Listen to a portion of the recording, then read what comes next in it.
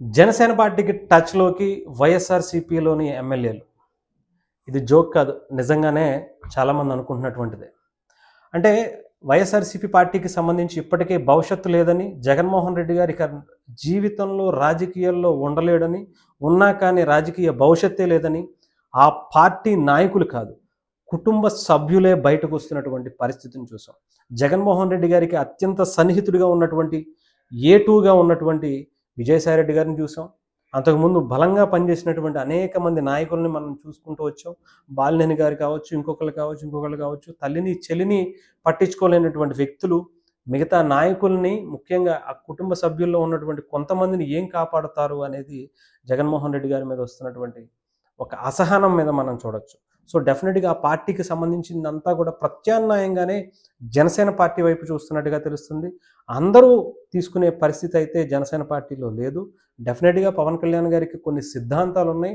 చాలా బలమైనటువంటి ఆహ్, ప్రజల కోసం కష్టపడి నిజాయితీగా ఉండేటువంటి వ్యక్తులను మాత్రమే చేసుకొని వాళ్ళే కాస్తో కూస్తో వైఎస్ఆర్‌సీపీ పార్టీలో ఆహ్, చాలా అంటే తక్కువ స్థాయిలో ప్రజల కోసం నిలబడేటువంటి వ్యక్తులు చాలా తక్కువ స్థాయిలో ఉన్నారు. అలాంటి వ్యక్తులని వేరుకోరి పవన్ కళ్యాణ్ గారు తీసుకొచ్చుకుంటున్నట్టుగా తెలుస్తోంది.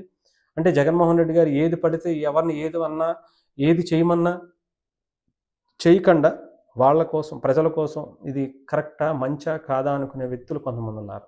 అటు బాలినేని గారు కావచ్చు, సామినేని ఉదయభాను గారు కావచ్చు, ఎమ్మెల్యేగా పనిచేసినటువంటి ఆళ్ల నాని గారు కావచ్చు, కొంతమంది వ్యక్తులు వస్తారని తెలుస్తుంది. కొంతమంది వ్యక్తులు వచ్చారు కూడా. కిలార్ రోసయ్య గారు కావచ్చు, ఇలాంటి వ్యక్తులు. సో, అలాంటి వ్యక్తులని అంటే ఆహ్, వీళ్ళ వల్ల ప్రజలకి ఇబ్బంది కలగకూడదు, కలిగి ఉండకూడదు అనే ఉద్దేశంతో అలాంటి వ్యక్తులు ఉన్న వాళ్ళని వెతికి మరీ పవన్ కళ్యాణ్ గారు అవకాశాలు ఇస్తున్నారట. వాళ్ళల్లో ఇప్పుడు వైఎస్ఆర్‌సీపీకి సంబంధించినటువంటి నలుగురు ఎమ్మెల్యేలు జనసేన పార్టీకి టచ్‌లోకి వెళ్లారట. అలాంటి వ్యక్తులని కోసమే పవన్ కళ్యాణ్ గారు అపాయింట్‌మెంట్ కూడా ఇస్తున్నట్టుగా కూడా తెలుస్తుంది. అంటే ఉన్నాడు. ఎవరో మనకు తెలీదు. నిజంగా చెప్పాలంటే గతంలో ఉన్నప్పుడు చాలామంది కనిపించేవాళ్ళు వైఎస్ఆర్‌సీపీ పార్టీకి సంబంధించినటువంటి ఎమ్మెల్యేలు. ముఖ్యంగా చూస్తే ఇప్పుడు ఈ గెలిచినటువంటి 11 మందిలో అటు జగన్మోహన్ రెడ్డి గారు, పెద్దిరెడ్డి రామచంద్రారెడ్డి గారు తప్ప ఇంకెవరి పేర్లు ఎవరికీ సరిగ్గా పేర్లు కూడా తెలీదు. కానీ వాళ్ళు కొంతమంది చాలా వాళ్ళ నియోజకవర్గం కోసం, వాళ్ళ ప్రజల కోసం ఏదో చేయాలనే తాపత్రయంతో ఉన్నటువంటి వ్యక్తులున్నారు. అలాంటి వ్యక్తుల కోసం పవన్ కళ్యాణ్ గారు రెడ్ కార్పెట్ ఏస్తున్నారట. మంచి వ్యక్తులు మీరు రండి. కానీ మీకొక షరతుతో పెట్టినటువంటి అవకాశాన్ని ఇస్తున్నాను. మీరు వచ్చి రాజీనామా చేసి ఎమ్మెల్యే పదవికి, పార్టీకి రాజీనామా చేసి వచ్చి మళ్ళీ గెలిచి మీరు పార్టీలోకి రావాలి అనే షరతు పెట్టారట.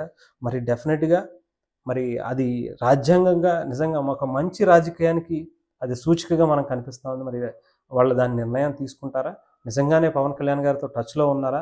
నలుగురు ఎవరు ఆ నలుగురు అనేది కూడా మరికొద్ది రోజుల్లోనే నేను తెలుసుకొని మీకు ఒక ఫుల్ వీడియో కూడా చేస్తాను డెఫినెట్‌గా.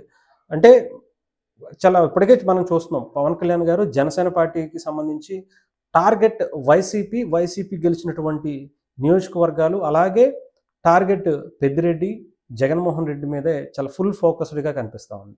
సో, కంప్లీట్‌గా వైఎస్ఆర్‌సీపీని టార్గెట్ చేస్తూ నిర్వీర్యం చేయాలి. కూకటి వేళ్లతో ఎలాగైతే పవన్ కళ్యాణ్ గారిని ఆయన ఆర్థిక మూలాలను కూడా కొల్లగొట్టాలి అని చెప్పి జగన్మోహన్ రెడ్డి గారు వేసినటువంటి ఎత్తులకు పై ఎత్తులు వేస్తూ పవన్ కళ్యాణ్ గారు మనం బయటకు వచ్చారో చూసాం. సో, తిరిగి పవన్ కళ్యాణ్ గారే తిరిగి ఆ ఆయుధాలని జగన్మోహన్ రెడ్డి గారి మీద ఆహ్, ఉపయోగించబోతున్నారు. ఆ పార్టీకి సంబంధించినటువంటి కేడర్‌ని, ఆ పార్టీలో ఉన్నటువంటి బలంగా ఆర్థికంగా నేరస్తులుగా ఉన్నటువంటి వ్యక్తుల్ని టార్గెట్ చేస్తూ వాళ్ళని జైలుకు పంపిస్తూ, ఉన్న మంచి కేడర్‌ని తన వైపు తిప్పుకుంటూ, జగన్మోహన్ రెడ్డి గారి పేరు కూడా రాష్ట్రంలో వినపడకుండా చేయటానికి పవన్ కళ్యాణ్ గారు చాలా బలమైన వ్యూహాలతో వెళ్తున్నట్టుగా అయితే కనిపిస్తా ఉంది. మరి రేపొద్దున టార్గెట్ ఎవరిని చేస్తారు? ఈ నలుగురు ఎమ్మెల్యేలు ఎవరు? నిజంగానే టచ్‌లో ఉన్నారంటే అవుననే ఆ పార్టీ ఆఫీస్ నుంచి అయితే సంకేతాలు వినిపిస్తున్నాయి.